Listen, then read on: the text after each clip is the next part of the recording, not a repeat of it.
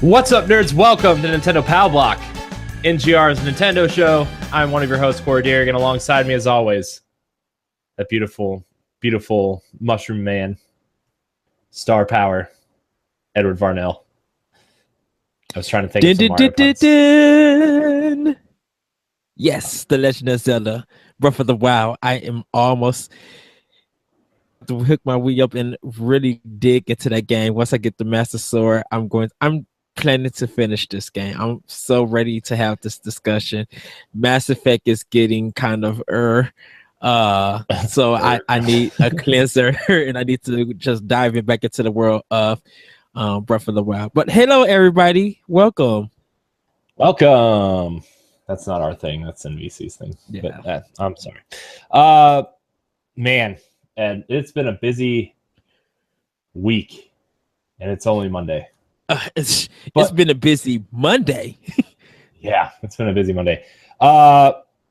So we didn't have a show last week. We had the Tuesday show last week, but we didn't get the Friday show up. But that's because Ed and I, along with our fellow NGR mates, today we launched a bunch of new shows and reformatted a few shows. So that's kind of what we were doing last week, towards the end of last week. And Ed, we have a new format for Arsenal X. Yes, we gave Nerds Gone Platinum to Moose. Yes, and so if you're watching the video stuff, basically what's going to happen is Pow Block's going to be broken up daily on YouTube, but the audio version will still come out on Tuesday and Friday. We just making it easier for our YouTube watchers and subscribers to consume the content. So basically, the way I work the schedule out in my head is daily, Monday through Thursday. Each show is going to be broken up into 4 videos. So about 4 20-ish minute videos, which is kind of what we were aiming at for Arsenal X and Nerds Gone Platinum anyway. Yes. So at 10 a.m. is going to be NGR Radio. 11 a.m. Pow Block. 12 a.m. or 12 p.m. I guess I should say 12 p.m.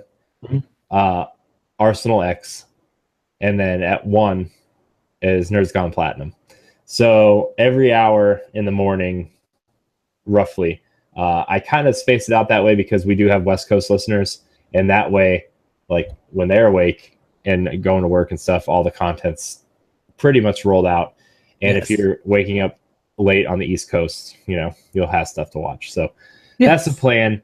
And since Pow Block comes out twice a week, Friday, we're going to start dedicating a segment to reader for the Friday show, or reader mail.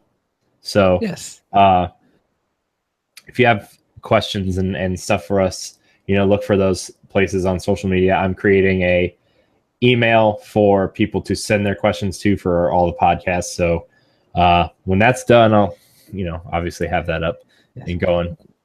So. We have so give us questions so that we can pow them.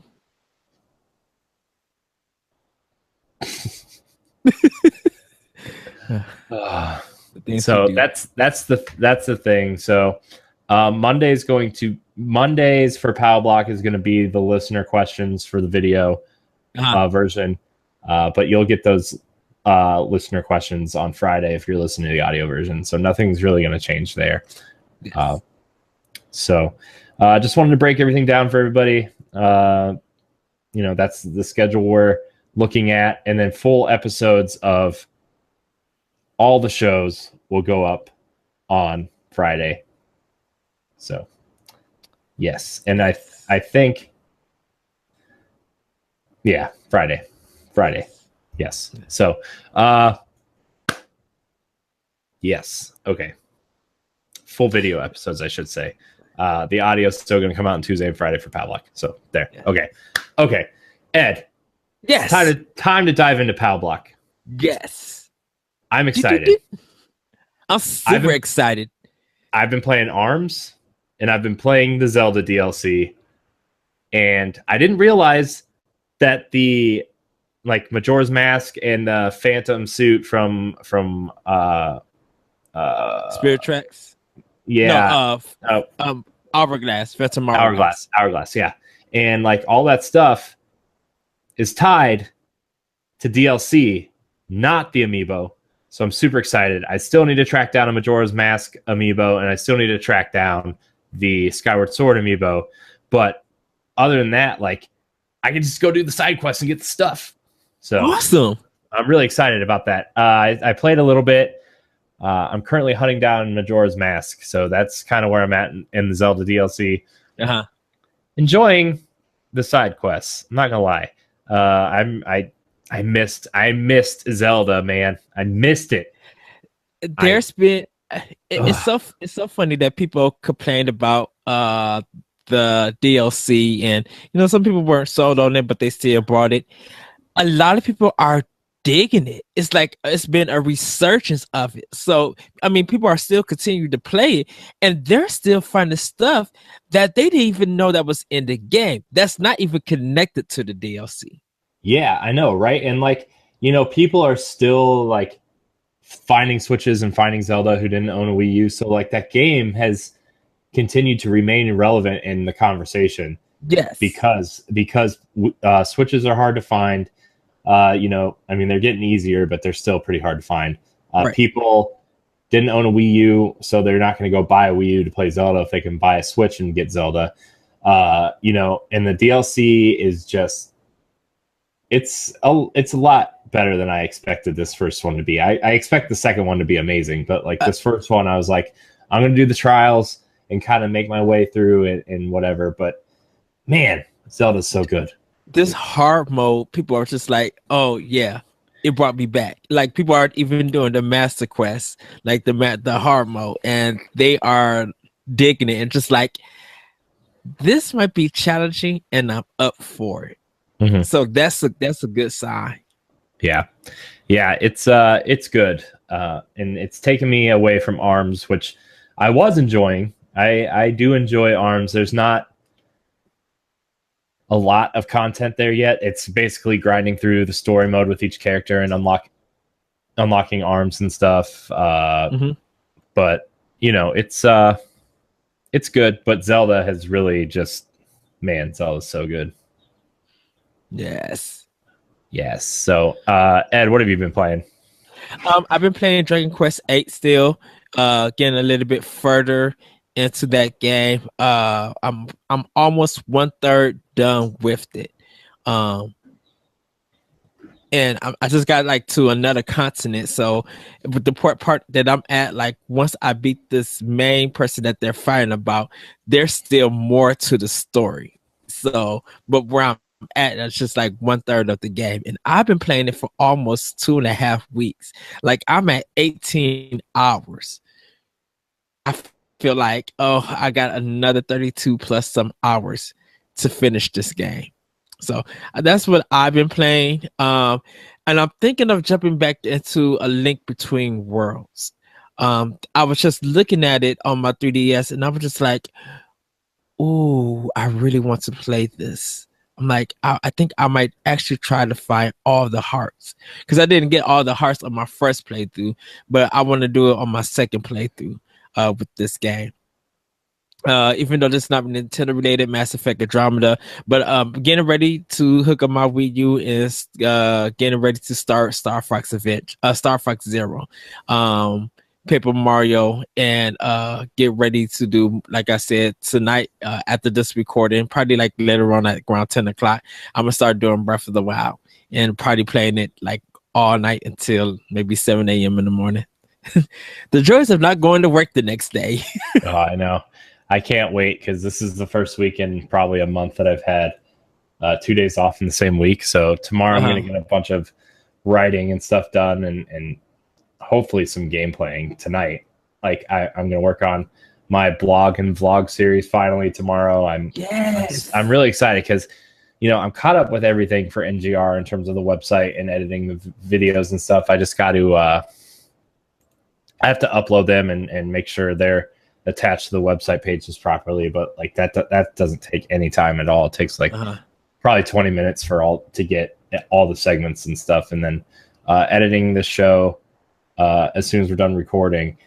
But having tomorrow to just kind of sit back, play some Zelda, like just relax. And I just feel like this is the week I'm going to get ahead on everything, and it's going to be fantastic. I'm just going to get ahead on everything. So exactly.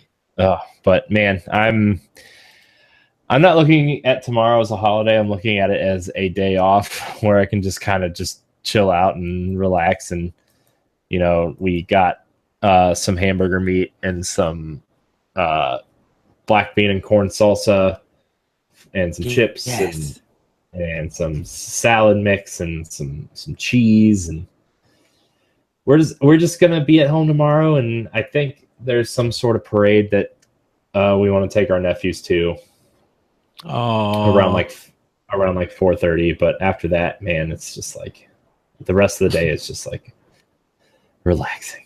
So I'm going to my friend's house and I'm kicking it with him.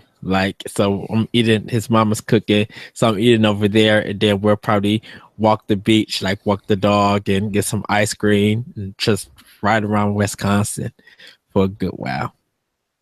I'm looking forward. Of course, I'm gonna have my 3DS with me, so I make sure that I get that charge. And in case something happens, I'll be like, well, dude, let me game, waste some time.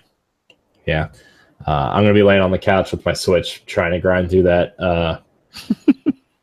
DLC. So that's the big plan for my celebrating America's birthday tomorrow. Well, America today, America. But which is crazy because tonight, actually, after I record, I'm going to my wife's friend and her husband are throwing a little firework party thing, and they won't listen to this, so I don't really care. But I really don't want to go. But we're going to that and kind of just gonna relax and be together. So it's gonna be a good couple days, and then Wednesday, it's back to the grind, but it'll be all right because I'm off Thursday too, though. So we'll be able to watch the Splatoon Direct, which was just announced, and talk about that. And gosh, man, I really want to talk about our first topic. Well, let's get into my first topic because this blew my mind. Okay, so everybody knows, a couple months ago at this point, we were talking about the possibility of Wii U ports and how bad we wanted Bayonetta, and Platinum was teasing Bayonetta, and then nothing came of it because I think there was a Nintendo Direct that week, and then we thought maybe we would see it there, and we didn't, teased, and then we saw the Direct before E3, no Bayonetta, except for I think the Amiibo, I think were announced in one of those, the player 1 and 2 variants. And then we thought we would see it at E3. Well, we didn't, but we got Metroid, so whatever. Well, not E3. The countdown that was happening with Bayonetta, what's going on. Oh, right. So what ended up happening is that Bayonetta came to PC. Right. That's what it was. I forgot. Gosh, I forgot about that. But yes. Now, Ed, why don't you get into this? Because I woke up to this message from you today. Okay, so which got me in the mood to be super excited all day. So on Twitter today, PlatinumGames posted a picture of Bayonetta, and it's a picture of Bayonetta 1 at the bottom, and her hair with her red guns. But on top of it is Bayonetta 2 design with a blue top. So the blue is sitting on the red. Now, you would think about in the corner it says Nintendo because of Bayonetta 2, and then it says Sega at the bottom. We're seeing that picture. So everybody's hinting at, could this be Bayonetta 3, or is Bayonetta 2 coming to Switch? We don't know yet. So Platinum posted this picture, and this is actually a beautiful picture. I really like it. I might make it my desktop. I'm gonna see if I can steal it. And so they have the colors of the Switch controllers. So that's why the blue one is at the top, the red one is at the bottom. So we're thinking Bayonetta, there's going to be a Bayonetta port to Switch. If not, because of the guns equaling 3, because Bayonetta 2 has 1 gun, and Bayonetta 2, the Bayonetta at the bottom, she has double barrels. So right. That could represent 3. Yeah, and if you follow the platinum, the picture that Platinum liked was the Joy-Cons sitting on top of each other like this, right? You already said that. Yes.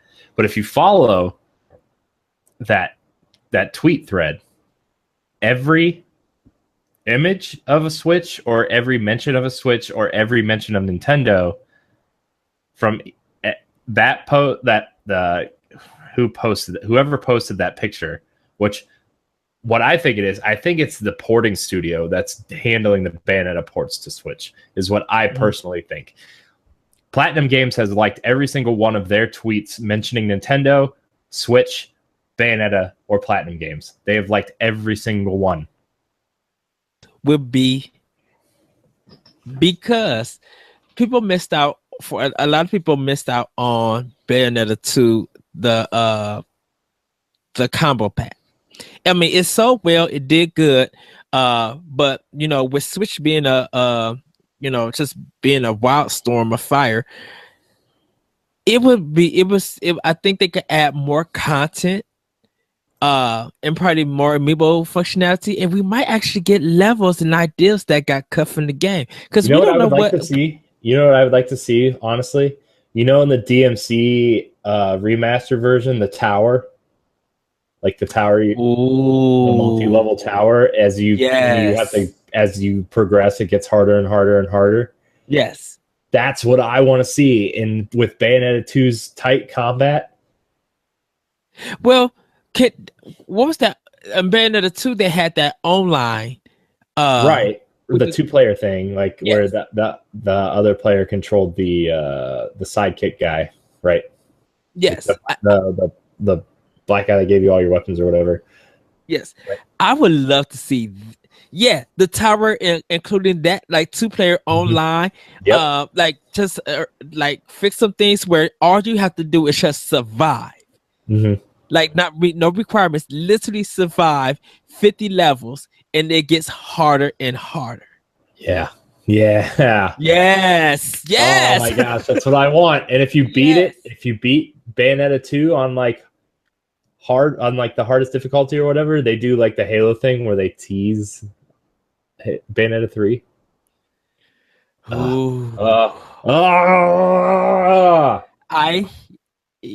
I just got life right now. You just literally, you took my pump and happiness to a whole nother level, because we're now we on the same level, but we just went up there. Yes. Come on, Platinum. You guys have got. If they do that, man, that would just add more to this awesome game. Like, Bayonetta 2 is such a great game, and that port of Bayonetta 1 was a really good game too. So they could probably clean it up, make it I think also do the DMC style where they add a turbo mode and make it it's already fast, but make it a little bit faster. Yeah. I'm down for that. Yeah. And gosh, now this is like, stop. I wish they would stop playing with my emotions, man. Now, okay, I'm looking at the image right now, and it's just like But the question now is, when do they release it? When do they, if they officially announce it, when does it get released? September, maybe August. September? Well, we got Mario and Rabbids. I don't think we got a Switch game for September. Pokken Tournament and Super Nintendo are both coming in September. And what's the October game? Mario's the October game. So And see, I would Pokemon stuff. like I see would. it like right I'm a, now would be the time to release it. Like, because there's not like I don't know. It's But see, Splatoon. they I missed the say, window. They but see, missed the, they I, missed I, the smart window.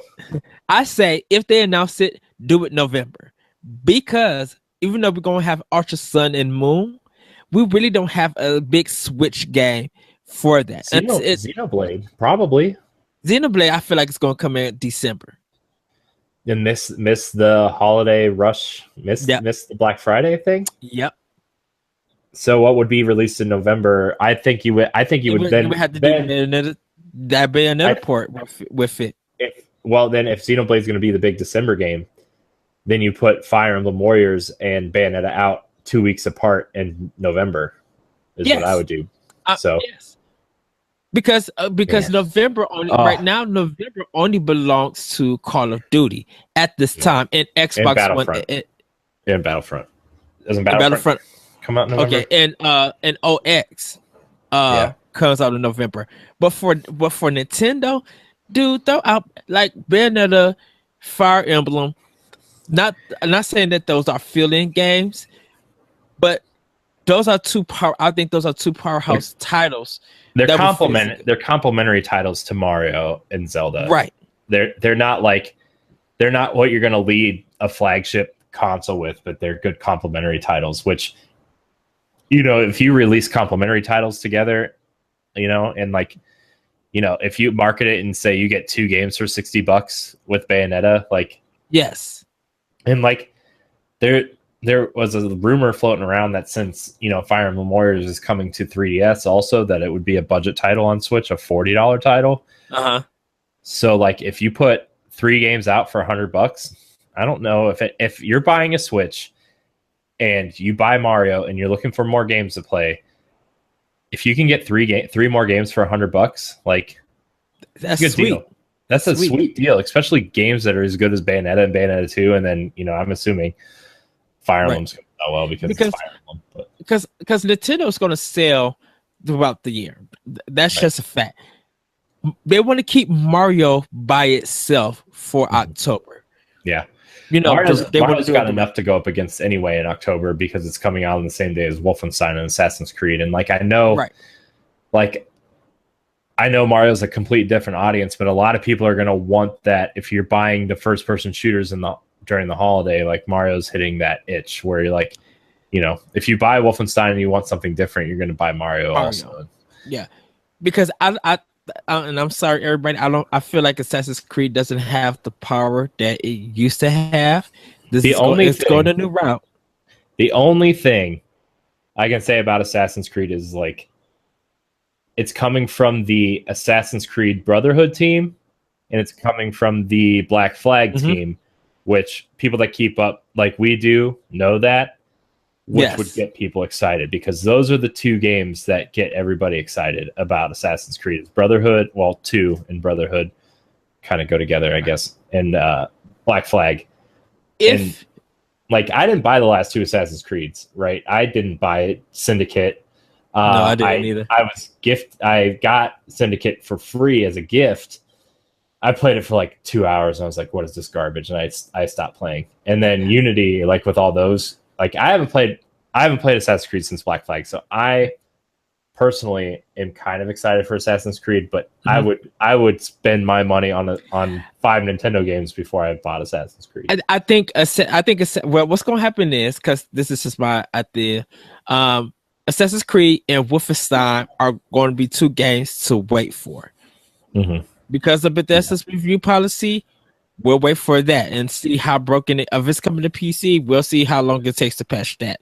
Well, I think they're focusing on the PC version because Machine Games and id Software are big PC people, so those games are aimed at the PC crowd, I think. Yeah, but there's the games that come on PC now lately has been broken. So on the 2, Fallout and Skyrim are always broken. Yeah, and I'm talking id specifically, Doom and Wolfenstein are PC games. Now Arcane, not necessarily a PC developer, which was why Dishonored seems broken on PC when it launched. So But anyways, sorry, we were just talking scheduling and got sidetracked. But Bayonetta. Yeah, you know what, Corey? I agree with you. I would be down for that. Bayonetta 2, Fire Emblem Warriors, and Ultra Sun and Ultra Moon, because that's 4 games to go against Xbox OX, to go against Call of Duty. And then you release Xenoblade in that first week of December. Exactly. Because that probably what I don't even think there's anything else coming out in December. There's nothing in December, because people probably will be done with Mario and Rabbids by then, or they'll be getting that game for Christmas. Depending on how strong Destiny 2 is and its exclusive content, everybody who going to be done with should be done with Metroid Return of Samus, or they're getting it for Christmas. Pokken, that's going to be a big game, so people will be still playing that. Hopefully that comes to Evo next year, so people will be playing that. Pokemon Gold and Silver, that's a good game. So like, Destiny 2 has to fight against 3 Nintendo games already. So you know, and just October with that, like, I think Nintendo got a good arsenal, not Arsenal X.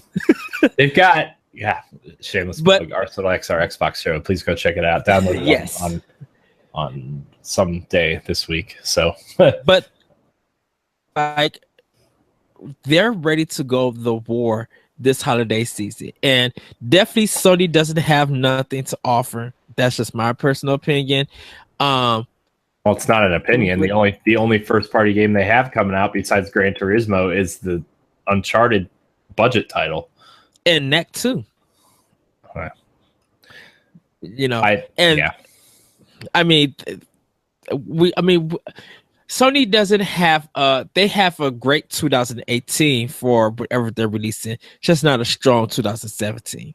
No, OX, they'll be releasing some great titles, but Nintendo is hitting you with almost, if we look at it right now, that's almost 10 plus strong titles from August till December, and we haven't even included indie games, and we haven't even included Splatoon 2 and its DLC content. So we haven't even included like people who are getting Switches for holiday, like all the games that are coming out now. It's like okay, it's almost like a relaunch of the system, and we're like, hey, buy the system for Christmas, and look, we've already got all these games here ready for you to play. And the smart thing is like, Zelda has the big DLC drop in the holiday, and then you got all these consistent multiplayer games in Mario Kart, ARMS, Pokken, Splatoon that are getting Pokken will be the fighting game crowd, like that'll fit that niche, and then you got ARMS, which is getting free DLC for at least a year, and then you got Splatoon 2, which is getting, the free DLC. So like, you'll have so much content by the time you get a Switch for Christmas. That's like, man, there are too many games to buy. So and like, we haven't added the fact of limited edition new 3DSs and new 2DSs, and games come for that system like Pikmin and stuff. We haven't even factored that in. If they keep a good quantity of Super NES, of that flow and that demand, it continues to be met, the supply is actually being met, that's more bank for Nintendo. So they're strong. They're coming ready for 2017. Yeah. Oh yeah. And even early 2018, right? Yes. So like, we've talked about it a ton. It's like,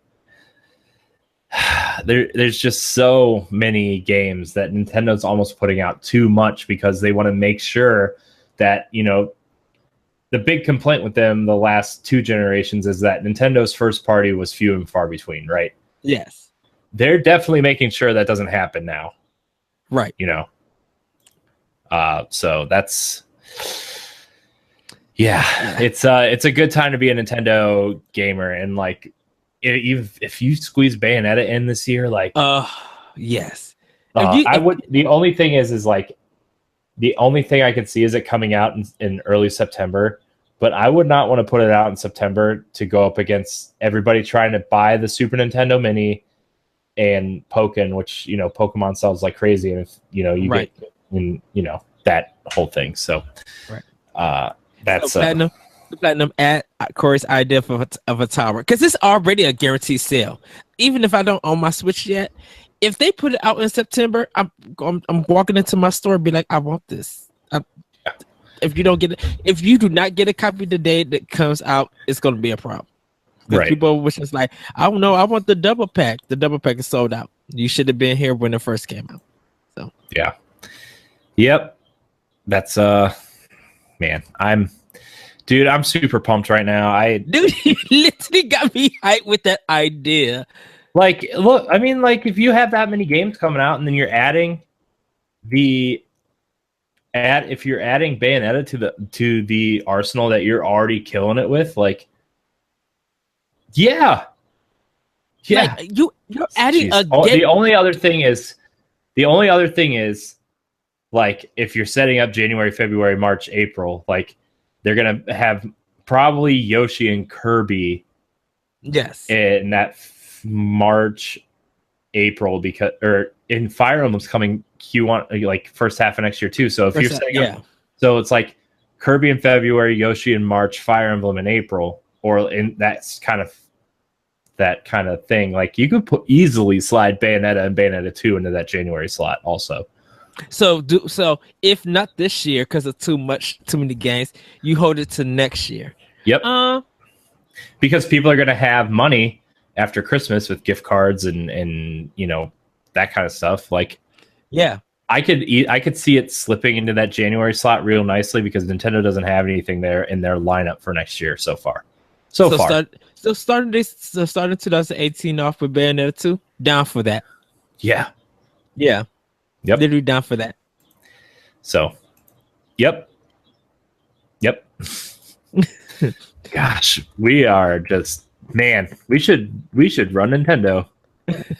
No. That's too much pressure. That's too much pressure. Oh man. Okay, so we talked a lot about Bayonetta 2. So we're gonna actually transition to a similar topic where Forbes kind of came out with this article that said, you know, porting Wii U games to Switch could possibly be a detriment to the system. And I didn't read the whole article, but what it sounded like is kind of what we've been discussing, and I kind of want to have this discussion, is like, you know, personally, I want every Wii U game to be ported to the Switch so I can just have them all in one place. But like, in terms of the scope of what they're trying to do with the Switch, like, there are some Wii U games that would fit perfectly on the Switch, either in a deluxe version or a pseudo sequel. Like, Mario Maker comes to mind. Like, if there's going to be a Mario Maker on Switch, and it could be a deluxe port of the Wii U version, which, you know, I would be okay with. I don't think it's going to be called Mario Maker 2. I think they want to keep that that community kind of focused and together, where you're going to be able to import levels from the Wii U version, or people that create the levels on the Wii U version. Those codes that they posted still works on the Switch. And they can still add the graphics to Super Mario Brothers 2, because that's what everybody wants. Like, I want Mario 2 all the way. I mean, I still say this. Like, I know it's not the best Mario game, but Mario 2 is my favorite. It's the first Mario game I played. It's the first one that, you know, my parents bought me. And then my cousin later gave me Mario 1 and Duck Hunt. I was like, what is this garbage? Mario 2 is so much better. That was a little kid saying that. Don't come at me saying Mario Brothers is awful, because I like the first Mario Brothers. But, you know, I don't want to see, like, obviously we're getting Super Mario Galaxy. I don't want a port of Super Mario 3D World. I would like to see a sequel someday. Yes. With new level designs and new ideas, because I think that is the perfect amount of Mario for me. It gives you that 3D space to run around in, but still gives you that, you know, 2D style, let's get through the level, let's get to the flagpole and move on to the next challenge. Like Yes. that type of Mario works for me. I'm not the biggest like I don't know how you say this. It's I like Mario. I appreciate what Mario does, and like Galaxy is obviously amazing. You know, and Super Mario 64 is one of my favorite games of all time, but Mario 64 to an extent gave you that 3D world feeling, but only in the same areas. Like you do an objective, it kicks you out, and then you go in to do the next one type feel. Right. But Super Mario 3D World is probably, I mean, we discussed this on our top 25 Wii U games episode. It's our favorite Wii U game. Like that game is amazing. I feel like that game is perfect. And just like you, it doesn't need to be ported. Well, for one, we got Mario Odyssey. That's fine.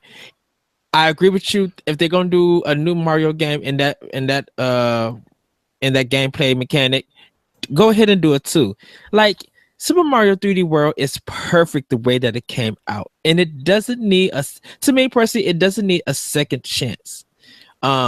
Because it's just too good in this so tight. Like even if they did bring it out, and plus right now it's only $20 on Wii U. So I mean it's so a million. I believe it. You know, it did what it needed to do. So you don't need that game to do any more on Switch. You could say that same thing about Mario Kart DX. I mean, like Mario Kart 8, but Mario Kart 8 added a lot of stuff and gave a lot of value, and that people are still playing. It re-energized them to play a Mario Kart game.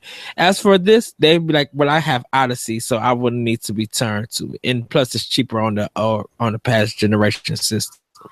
So, yeah, I understand where to get it from. Yeah. So, like, I mean, there are games though that deserve to be ported, or, you know, get some sort of sequel, or like. You know, here's the discussion we were having. Porting Wii U games to the Switch is not going to be a detriment to Nintendo's first party, because you know we see companies port old games to new systems all the time. Tomb Raider, Devil May Cry, Master Chief Collection, Uncharted Collection, Last of Us Remastered. You know, we see Halo. these. Yeah, Borderlands. Like we see these collections come all the time. Like it wouldn't be anything new. It would just be different because we don't see a lot of like quote major third party support for Nintendo. So all we would be seeing is Nintendo first party ports, which, you know, at a passing looks weird, but like it's no different than what we do on Xbox or PlayStation anyway. You know, I mean, we even PC. Right. You know, PC ports get upgraded all the time. Like, you know, my friend got an Xbox One and he loves BioShock, so he bought the BioShock collection. Like, you're telling me that's different than if, you know, they poured it, like that's different than Breath of the Wild or Mario Kart, you know, or Pokken soon, you know? Right. So I don't know. I just have a problem with people complaining about getting good games on newer hardware because A, it helps preservation. B, the Switch is obviously more popular than the Wii U seemingly right now, right? So you're getting you're reaching a new audience by reaching the people who didn't get a Wii U. Right. And C, it's Nintendo first party games. Who cares? Right. Like Nintendo first party is so polished and so fun that like I don't know, man. And they could go back and fix the problems that, you know, people criticize and add more content that didn't get used and give you a good value of it. We just PS4 owners got Call of Duty Modern Warfare remaster, and they gotta still buy the DLC. Yeah. Where's why isn't anybody complaining about that? About that? And you worried about a Wii U port going to the Switch system? People want if they could play that great game on the go, why not? If they can introduce more people to that game on the go, why not? Yeah. I mean, it's weird because like some of these games, like, I don't understand. Like, there are games that deserve to be played, and I don't want these games to be stuck on a platform that is, you know, out of print or whatever, and B, nobody bought. It's the same reason why we want GameCube Virtual Console so bad, is because a lot of those games are stuck on that platform, and it's really hard to play those games right now. Right. Sure, they did a couple Wii ports of like Metroid Prime and Resident Evil and stuff like that, but like, so a lot of those games we really want to play again. Like Luigi's Mansion is a perfect example. You know, you literally only have two options to play that game: at an arcade by Capcom or on the GameCube. Right. That's it. Right. And like, you know, it's the same thing with Wii U right now. Is like, I would love to. I was having a conversation with friend of NGR, Frank Clark. Right. He's everywhere. Right. We were having a conversation the other day about how it's less about having you know, games on the system, where it's like the Switch is the perfect system to have all of Nintendo's first party stuff on the go at some point, you know. Right. Like, it's about having Nintendo's legacy with you at all times. And you know, it worked a little bit with the 3DS, you know, with Super Nintendo and Nintendo, but like, once we can get like Mario 64 or Sunshine or Metroid Prime on the go, like, that's going to be huge. And that's the same thing with the Wii U games. And like we talked about, like in past episodes, like I mentioned, that micro SD card, that's good business for people who are selling it, because people are going to be buying those past games. That's more money for Nintendo. If I could get the whole Pikmin collection on Switch, yeah, like if they release Pikmin 1, 2, and 3 on a cart, and like 6 months to a year before Pikmin 4 comes out. And if they even did a little bit extra and did motion control for Pikmin 1 and 2, are you think anyone is gonna complain about that? To have those two good games definitely with the beautiful Pikmin 3 on the go? Dude, think of how many think of people playing that game on a long flight. Yeah. That game would take up time to be like, oh, okay, I finished this. Oh, I'm done with my flight.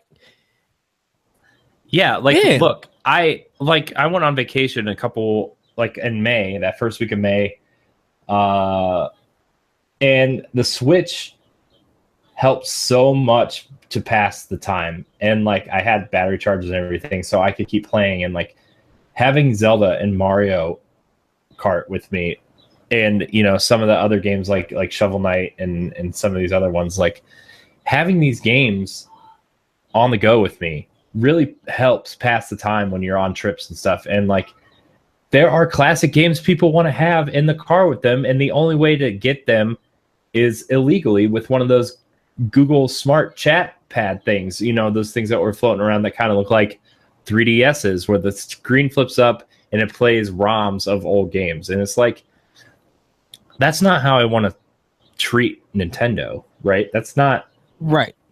You know, so I don't know. It stresses me out, man. But it's, you know what?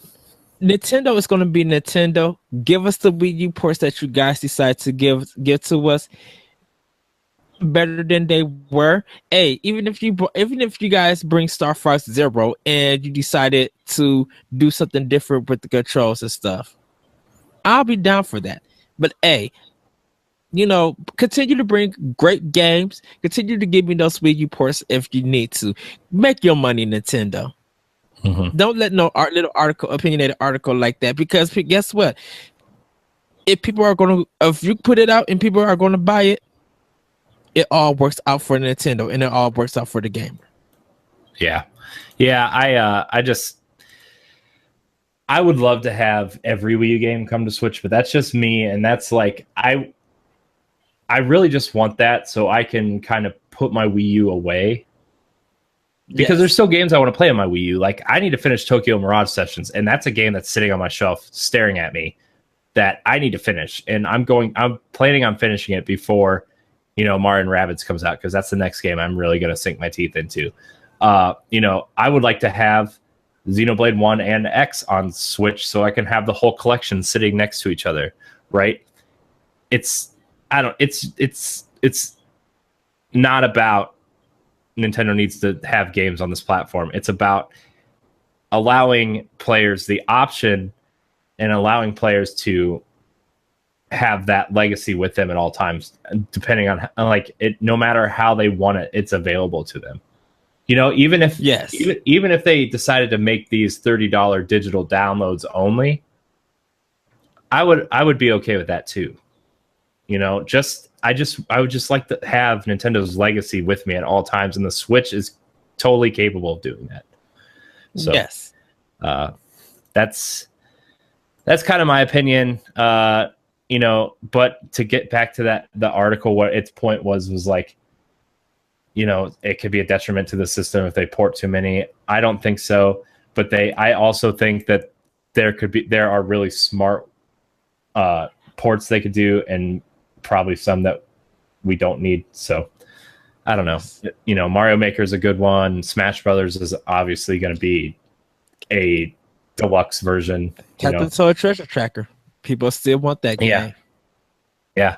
And I would almost say hey, just make me a sequel to Captain Toad's Treasure Tracker, and I'd be okay with that. Give me 100 new puzzles to solve. So, right. I mean, it's weird because the attach rate to the Wii U games, a lot of them, even though the system didn't sell well, are higher than most other first party titles from other companies. And there's a way to gauge that. Yes. To see these games are what are popular and what worked. Bayonetta missed a big audience because the niche that it fits into, who owned a Wii U, was much smaller. But I feel like the Switch is gaining ground and getting that other gamer in, so it would allow them to make more money to fund Bayonetta 3. Bayonetta 2 got backlash because it was exclusive to Nintendo. Yeah. So that was the only reason. That was the only reason why. Because the thing about it is, if people really gave Bayonetta a chance, they would understand why it got Game of the Year. But because people were so reluctant on playing it and buying a Nintendo console for it, it was their loss. So Bayonetta didn't really suffer that bad, because the people at Platinum, they still work with Nintendo, and they were really happy with the product that they make. And surprisingly, people were shocked on how much love Bayonetta 2 got, and still to this very day is getting. Mm-hmm. Yeah, it's man, Bayonetta 2 is so good, man. It's I put away a lot of the Wii U games that I wasn't playing to make room on my shelf for other dumb stuff. But I kept a select few Wii U games out because I want to go back and play them someday, or finish some of them, like Tokyo Mirage Sessions, or maybe even Xenoblade X someday. I need to finish this. Bayonetta 2 is definitely the one that I kept out. It's an important game, and it needs to be played. That's all I have to say. So, yeah. Anyways. Yes. Oh boy. Okay, so our final topic of the day comes in the form of ARMS getting its first DLC character next month. This news came out a couple weeks ago, but I feel like it's kind of important to talk about now that the game is out and people are enjoying it. It seems to be getting a better reception than initially anticipated, which is normal for most Nintendo games at this point. But yes. What is this character's name? I had the article up and I missed it. Is it Brass Man? It's Max Brass, and he is a character who has brass armor. So he looks pretty cool. I think they said they're going to try to release a new character every 2 months. I think they said, and new modes every month, mm-hmm. New events. Kind of it's similar to what Splatoon did, right? Where they're releasing new maps and stuff for free. New modes and everything. So the announced via Nintendo's Twitter account, the game will be receiving its first DLC character, Max Brass, next month. From the screenshots, blah, blah, blah, Max Brass, who acts as the boss from the game's Grand Prix mode, looks to be able to transform from an average build, average speed fighter to a bulking brute. His default fists have some sort of purple energy surrounding them, which could hint at some sort of elemental aspect to his attacks, which could also be applied to other arms in the future. He also has a fist where his hair should be. So, interesting.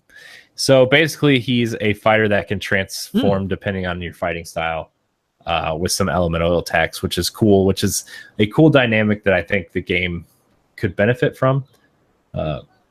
So if you add strengths and weaknesses similar to what Pokemon does to your fighters, like strategy could get real interesting there, or like, you know, some elements could slow other characters down, some of them could put them in stasis, some of them could be do more damage, like stuff like that. So it's cool.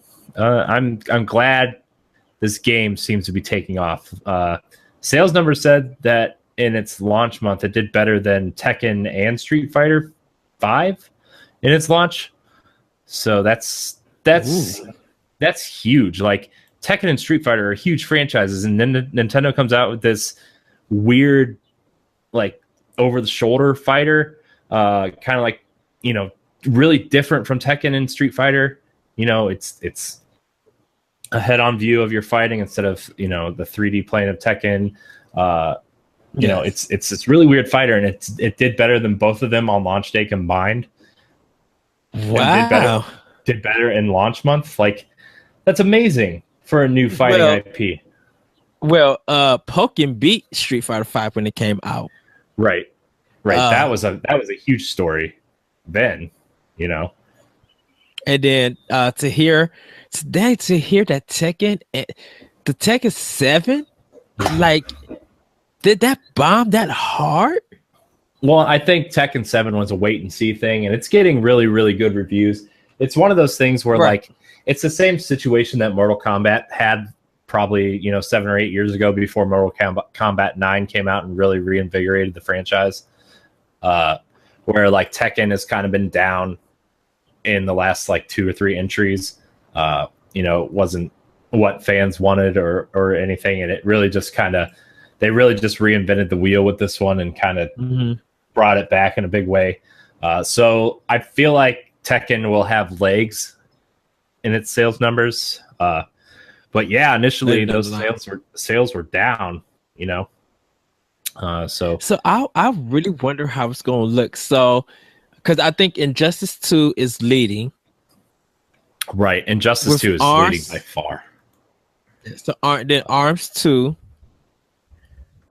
I'm assuming Tekken 7, and then, well, because we haven't got Pokken yet, and then so I know some of the Neo Geo fighters, like the arcade series. I don't know the numbers for that, but like for like physical retail release, I think that's probably the standard right now for fighters. Mm-hmm. Yeah, Dragon Ball Fighter Z does, and we'll see how Marvel vs. Capcom Infinity does. Yeah, I feel like Marvel vs. Capcom is going to just fail miserably because people are really mad that the X-Men aren't in it. Like, people are really mad because, I mean, that franchise started with the X-Men, right? Yes. B, that demo that they released did not help at all. Have you played that demo? Yeah, I played it. It's terrible. Like, honestly, it's terrible. The voice acting is terrible. The animation is terrible. The lag in the inputs is terrible. Like, and everybody said the E3 build was better, which, you know, I believe it is, but like, still, people are comparing screenshots to Marvel vs. Capcom 3 on PS4 and Xbox One, and are totally just saying, go ahead and buy that one because it's way better. Right. It feels like they stripped it down. Yeah. And I don't know the explanation for it. I don't know if they like actually give an explanation for it, but it's been very stripped down from the 3 versus 3. Yeah, and people got to realize that this was only a story mode. There wasn't no versus mode or anything, or like exhibition or anything. This is just like pure story mode. So you really didn't fight anybody besides like robots. So it really could have been just like a regular beat 'em up game. Yeah.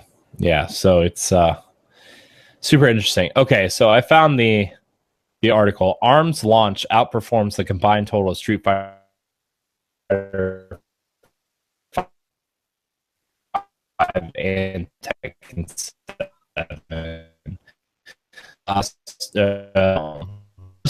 in the UK yesterday suggests, at least in the context of sales, ARMS was a bit of an underperforming game compared to Mario Kart and Zelda. Like, a lot of people expected that.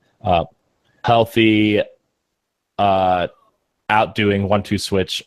But for a fighting game, however, ARMS punches way above its weight class, then later below.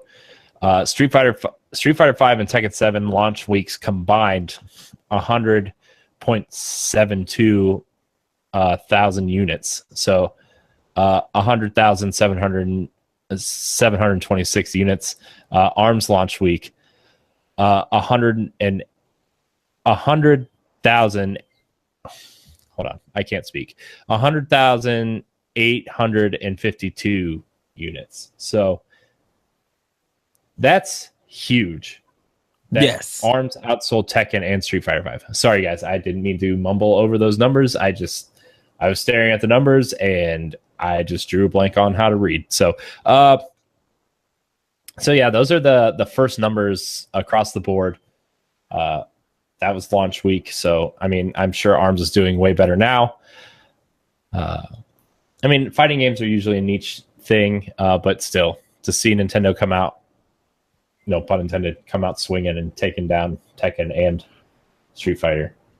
And pretty impressive. Like when more switches get in and it gets closer to the holiday, those numbers will rise up, because I've been telling people about ARMS, and people really enjoying it, how easy it is, like a pick up and play and stuff. So all of that will eventually pick up. I know a lot of people will be like, well, my kids shouldn't play violent and stuff. I'm like, this is more of an exercise game than it is being violent.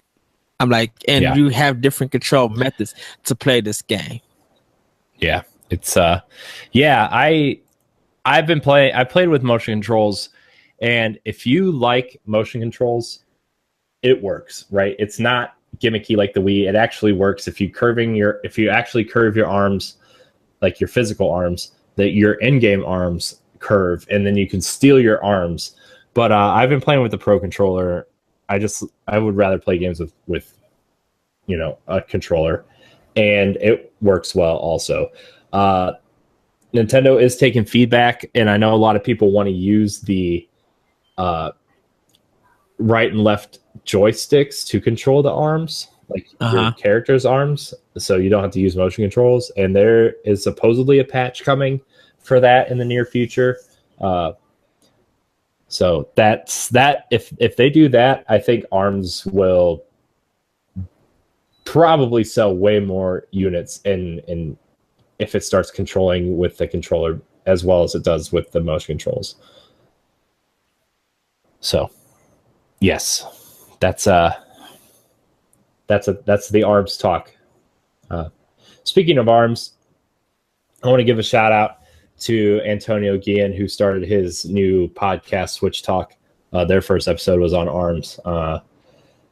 Yeah, I just subscribed to it today, so I'm gonna finish watching it. Thanks, Antonio. Your Switch Talk show has more views than anything we've put up on NGR so far. So thanks. But seriously, congratulations, man. We got to get you on Pow Block at some point to talk some Switch and stuff like that. So he's really busy this week and next week. I think he said he was moving. So, but in the next month or so, we'll get him on to. Yeah, something. I don't know. Maybe I just made that up. Sorry, Antonio, if I made up the fact that you're moving. Maybe you're not moving. He probably I don't know. Moving. But yeah, in the next, 3 or 4 weeks or so, we'll have him on. We were supposed to have Jamie on from Life of Gaming today, but my work schedule got just blown out of the water. So we're gonna try to have him on Friday's episode. So, Yay! Check out his shows, Life of Gaming and Xbox Dive. Those are the shows he's currently doing. We got to get Brant on here now that he's rekindled his love with Nintendo with the Switch. Yes, we got to get a lot of people on the show, Ed. It's time to start bringing in people. Yes. Not that I don't enjoy our one-on-ones. I do. But diversity creates good conversation. And I love that. Exactly. Because I gotta come on optional opinion. Yeah. And some other guests, because I have to have my discussion on Rhyme. But I think I'm holding the Rhyme discussion until Switch comes out, and then depending on who all play, I'll have that discussion by then. Yeah. I really need Rhyme to come out now for Switch. It's time. It's time for Rhyme. It's Corey, I will say this. This is a portable game that you need headphones for. Yeah. I'm going to play it on TV. I'm playing it on TV. Oh, the soundtrack is literally, you just need to put your headphones on and listen. Yeah. And yeah, I think Switch owners is getting the good deal at the end of, the good end of the stick, or whatever that the saying is. Just because you're paying $10 more, I'm double dipping this for this game when I get my Switch. I'm paying the $40. If I get a physical copy, because this is a game that, even though it's easy, you'll be able to get through it. The soundtrack is phenomenal. Yeah. And I'm sorry, it's on the level of Breath of the Wild. And I'm fighting to see who is taking. I think Breath of the Wild got the best soundtrack, probably. Are you talking about soundtrack or like game? Oh, Breath of the Wild. Breath of the Wild altogether is a perfect 10. That I don't even touch Breath of the Wild. Rhyme like a week after it came out. Yeah, man, I'm so excited right now. I'm so excited right now. We're still talking about Breath of the Wild and its content. We just had an earlier discussion about it on the show. I know. Yeah, Breath of the Wild dominates 2017. That's. I'm sorry, everybody. So. Oh man, we're going to be talking about Breath of the Wild for a long time. Yes. We've got to talk about the DLC more when it comes out. We've got to talk about it in the holiday season. I know we're going to have a big discussion on it, on a Game of the Year discussion. Yes. On this show and on NGR, which you're going to be on. So of course. There's a lot going on, and Zelda is Breath of the Wild is an Ocarina of Time caliber, changing the landscape of video games type of game. Yes. I think it changed 2017 altogether. Yeah. It's one of those games that's going to change the future of gaming, and that's what makes me so excited about Metroid Prime 4 and Mario Odyssey. Is I feel like this is going to be that year, the GameCube. Like, this is going to be the even better GameCube, where we got an awesome Mario game, an awesome Metroid game, and awesome Zelda game. Like, just all right there, just packed it on this little screen. I was just thinking about this. This is 2014 for me all over again. It literally is, because hot games came out almost every month, and then when it got to the end of the year, it was just like, just roll the red carpet out for Nintendo, and starting with with Resident Evil 7, going into Horizon, going into the games with the Switch release and everything in March, with Breath of the Wild being leading, and it continuing on. Year alone, I'd probably say it would be like there has to be like 30 games for Game of the Year, like nominations. Like you can't put it on just one little thing. Mm-hmm. So, but we shall see when it comes to that time. But yeah, Breath of the Wild automatically takes it. Yeah. Yes. So, all right. Well, I think that's going to wrap up this episode of Nintendo Pow Block. I mean, I could go for another hour talking Nintendo, just whatever, shooting the breeze with my bro Ed. But like I said earlier, I have a prior engagement, womp womp, later tonight. So remember, Pow Block is coming out now daily on YouTube, and Tuesdays and Fridays in your ears. Ed, where can we find you?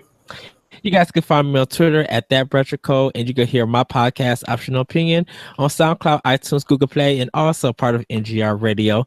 So you can check that out also. You also can check out my other podcast, World 1 Podcast, at shoutengine.com. We just actually talked to the developers, or the creators, I should say, AM2R, and we had such a fun chat. So you guys could check that out at Shout Engine and also on NGR Radio. I'm so mad that I missed that episode. It was a ball of fun, dude. Literally a ball of fun. I want to talk to those dudes so bad, and Larry messaged me. He's like, "Hey, you coming on tonight?" I'm like, "I want to so bad, but we have dinner plans, and I just want to talk Metroid with these guys." And this is like what, the second time you guys have talked to them, and I'm like, I want to talk to them, and I just want to like pick their brain. I'm like, you got go listen to the episodes talking to AM2R guys. I just want to pick their brain. Why Metroid 2? Why not, try to do a Super Metroid expansion, or Super Metroid 2, or why Metroid 2? It's just this weird anomaly of a Metroid game where it's, until this fall, it was stuck on the Game Boy and the nasty seaweed green and yellow colors, and I just want to talk to them. And fun fact, by the way, so the creator of Metroid also designed the 4 different color palettes on the Game Boy Color for original Game Boy games, and one of them was specifically tuned to Metroid 2, to where Samus was wearing the yellow and red suit, and the world was light blue and dark blue, and the Metroids were also yellow and red. Wow! Fun fact. So if you have a Game Boy Color lying around, press down in B, I think, as soon as you turn the Game Boy on with Metroid 2 in it, and it should be in NES style Metroid colors. Nice. Yeah, I was but yeah. So I was reading. Sorry, I know we got to get out of here, but I was reading about that because I was wondering why the Game Boy Color had 4 different color palettes, and it was because he designed it because people have different favorite Metroid suits and colors, and he wanted to give a little homage to Metroid, and I played Pokemon that way, and I played something else that way, I forget. So you guys can read The Moment at skirmishfrost.com, my optional opinion blogs at ign.com under anime, ENIME, and also read my blogs here at NGR Radio. I'm trying to get done with Mass Effect Andromeda, so hopefully I could get a review up for you guys later on. And I still got my surprise blog that will be coming later on this week, so I do hope you guys be able to check it out. Yeah. Okay, so you can find me at Corey in HD on Instagram and Twitch. I'm going to start streaming a little bit soon. I'm going to start making a streaming schedule and try to live stream the shows that we're recording and stuff like that. Yes. I'm working on the NGR Radio Twitch page right now. So if you want to subscribe early or follow us early, twitch.tv/NGR Radio. This page is there. There's no logo or anything yet. I just wanted to make sure we got that situated. You can find me on NGR Radio. You can find me and Ed on Arsenal X. I've decided that the audio version of Arsenal X is going to come out on Thursdays. And Nerds Gone Platinum on Wednesdays, Pow Block Tuesdays and Fridays, and then World 1 and NGR on Mondays. So we have at least one major show going up every day. And then we have 2 on Monday. And eventually, once, we get the Destiny show rolling again, which, by the way, is going to be a seasonal show. If we have nothing to talk about, we're not going to have an episode. Like, those first 10 to 12 weeks, we'll have lots to talk about. And then, in the fall, we'll talk about it, and then we'll cut it. And if there's something big, we'll post an episode. But, that show is going to be seasonal. And then in the spring, we'll have another 12 to 15 episodes. And then the next fall, when an expansion comes out, we'll have 12. That's kind of the routine we want to get in with that show. So we've got an arsenal of shows, Ed. I'm very proud. Yes. I'm very proud. We've done a lot of back end work and a lot of talking and things. And, we've got the brew review going up on Sundays now on ngrradio.com. So good times, Ed. We are podcasting. Woo! I don't know. What do we call podcasting gurus? Pyrotechnics. Podcast gurus. I don't know. We're something. We're podcasters. I love you. I love Pow Block, and I love the episode that we did of Arsenal X. Yes. I have submitted the feeds to iTunes and Google Play and Shout Engine. So all that is working for us. I am so proud of us, Ed. I'm so proud of us. So I don't need to keep saying that on the show. So I guess thank you guys so much for watching, and we will have a Friday episode this week. So thank you so much for watching, listening, all that good stuff. ngrradio.com. Until next time. We out, everybody. Do-do-do-do.